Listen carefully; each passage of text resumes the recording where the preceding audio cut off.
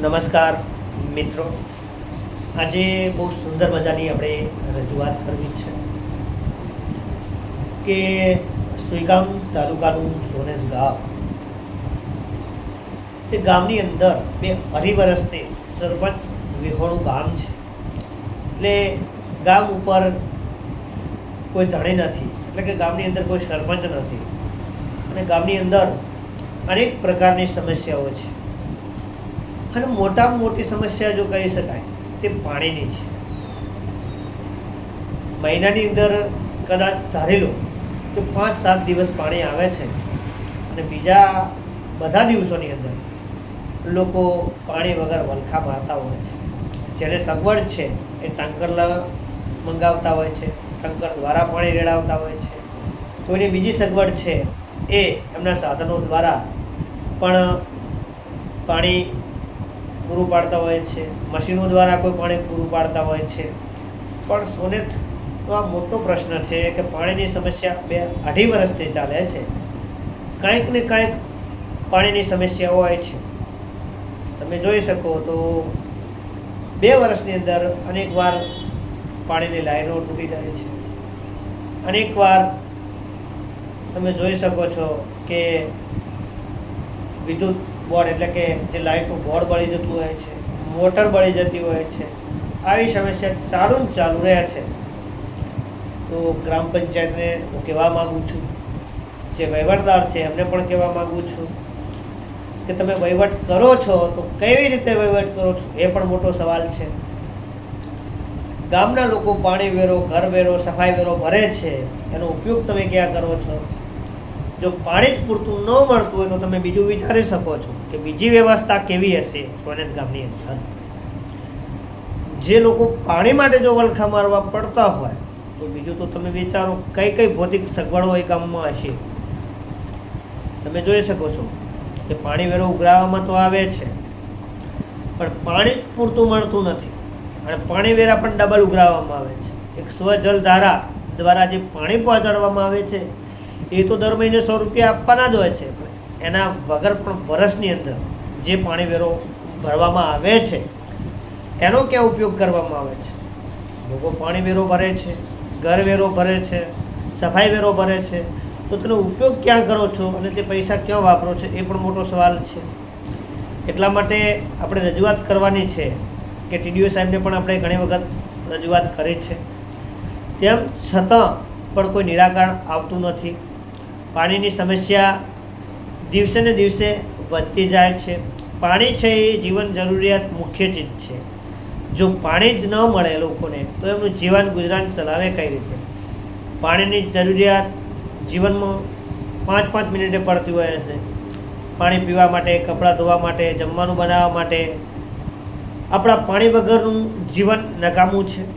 તો ગ્રામ પંચાયતને હું કહેવા માગું છું કે તમે કેવો વહીવટ કરો છો? વહીવટદારને હું કહેવા માગું છું કે તમે કેવો વહીવટ કરો છો? જો પાણી જ તમે સોનેત ગામને પૂરતું આપી શકતા નથી અને મોટી ચૂંટણીઓ આવશે ને એટલે મોટા સરપંચોમાં ઊભા રહેવાના હશે, જે દાવેદારો હશે, જે ફોર્મ ભરશે, મોટી મોટી વાતો કરશે, અમે ગામ માટે આ કર્યું, અમે ગામ માટે આ કરીએ છીએ, અમે ગ્રામ પંચાયતની અંદર આ કરીશું, અમે ગામને રળિયામણું બનાવીશું, અમે ગામની અંદર પાણી પૂરું પાડીશું, અમે ગામની અંદર શિક્ષણ પૂરું પાડીશું, અમે ગામની અંદર રોજગારી પૂરી પાડીશું. પહેલાં પ્રથમમાં તો તમે જે રાજકારણની અંદર સંકળાયેલા માથા છે, જે ગામની અંદર આગેવાનો છે, એમને પણ હું એક પ્રશ્ન કરવા માગું છું કે જો તમારામાં થોડી ઘણી પણ જો ગામ પ્રત્યે લાગણી હોય તો તમે આ પાણી મુદ્દો કેમ ઉપાડતા નથી? તમારી પાસે તો સગવડ હશે, જે મોટા માતા છે, રાજકારણમાં છે, જે આગેવાનો છે, એમની જોડે સગવડ હશે, પણ જે સામાન્ય પરિવાર છે, જે સામાન્ય લોકો છે, એમને જે તકલીફ પડી રહી છે એ દેખાતી નથી તમને. તમે જે ભૌતિક સગવડો ભોગવી રહ્યા છો, તમે ટેન્કર નમાવતા હશો, તમે બોરની અંદરથી પાણી લાવતા હશો, તમે મશીન દ્વારા પાણી લાવતા હશો, તમારી પાસે સગવડ છે એટલા માટે તમને કોઈ તકલીફ નથી પડતી. પણ તકલીફ કોને પડે છે? જે સામાન્ય પ્રજા છે, જે સામાન્ય જિંદગી જીવે છે, જેને પાણીની બહુ જ તકલીફ પડે છે. તો સફાઈ વેરો તમે ઉઘરાવો છો, પાણી વેરો ઉઘરાવો છો અને પાણી જ ન આપતા હોય તો પછી પાણી વેરો ડબલ લેવાની તમારે જરૂર નથી. ગ્રામ પંચાયતને હું કહેવા માગું છું અને જે વહીવટદાર છે તો કોઈ દિવસ જિંદગીની અંદર હાજર રહ્યો નથી, ફક્ત કહેવાનો વહીવટદાર હોય એવું લાગી રહ્યું છે. નાગજીભાઈ પટેલ છે કોઈક વહીવટદાર, જિંદગીની અંદર હાજર રહ્યા હોય, ગામની અંદરની કોઈ સમસ્યાનું નિરાકરણ લાવ્યું હોય તો તે મારી સાથે ડિબેટ કરી શકે છે. એમને પણ હું ખુલ્લી ચેલેન્જ આપું છું કે તમારે જો વહીવટદાર તરીકે કામ કરવું હોય તો વ્યવસ્થિત રીતે કરો, નકા ચાર્જ છોડી દો તો લોકોને કોઈ તકલીફ ન પડે. ફક્ત શું વહીવટદારનો ચાર્જ લઈ મોટા મોટા બિલો બનાવવાના, ભ્રષ્ટાચારો કરવાના, આ જ તમારી એક માનસિકતા છે. લોકો ફોન કરે તો જવાબ નહીં આપવાનો, લોકો પાણી માટે ફોન કરે તો એમની સાથે ઉદ્દયભર્યું વ્યવહાર કરવાનો, આ શું તમારામાં શોભે છે? એટલા માટે કહું છું કે તમને જો ચાર્જ નિભાવી ના શકતા હોય, વહીવટદાર છે, તલાટી છે, તો તમને સ્વેચ્છાએ રાજીનામું આપી દેવું જોઈએ. અને જે નિષ્ઠાવાન કર્મચારીઓ છે, નિષ્ઠાવાન જે સરપંચ શ્રી અમારા રણજીતસિંહ છે, એમને ચાર્જ સોંપી દેવો જોઈએ એવું કહેવા માગું છું. અને પાણીની તાત્કાલિક ધોરણે વ્યવસ્થા થાય તેવી અપીલ કરું છું.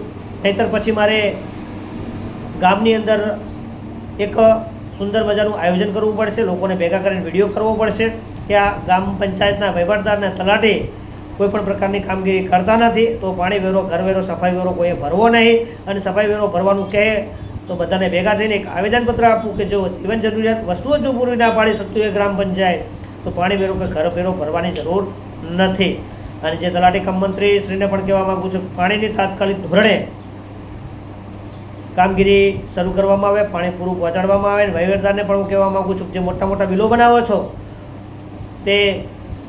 છો તે મંજૂર ન થવા જોઈએ, કારણ કે પાણી જ પૂરું નથી પડતું. તમે મોટા મોટા સફાઈના મોટા મોટા કાઉન્ટરો બનાવી દો છો, મોટા મોટા તમે જુઓ તો રોડના બિલો બનાવી દો છો, તમે જુઓ તો સીસીટીવી કેમેરાના બિલો બનાવી દો છો, તમે જુઓ તો મોટા મોટા રોડના બિલો બનાવી દો છો, તમે જુઓ તો સફાઈના જે મોટા મોટા કુંડા આવે છે કે જે મોટા મોટા તમે મૂકી દો છો ખાલી બિલો બનાવવા માટે. જે કરવાનું છે તે કરો. સોનત ગામની અંદર સફાઈ તો થતી નથી અને તમે હવાઈ લેવા માટે કરીને તમે મોટી મોટી વાતો કરવાની, તલાટી કમ મંત્રીને કે રહેવા દો, વહીવટદારને કે રહેવા દો, અને સ્વેચ્છાએ તમે રાજીનામું આપી દો તેવી આશા રાખું છું. અને જે પાણીનો પ્રશ્ન છે તાત્કાલિક ધોરણે ઉકેલાવવો જોઈએ તેવી અપીલ કરું છું. તો ખાસ આ વિડીયો શેર કરજો, લાઇક કરજો અને કોમેન્ટ કરવાનું ના ભૂલશો, જેથી કરીને અમે જાણી શકીએ કે તમારા અભિપ્રાય શું છે.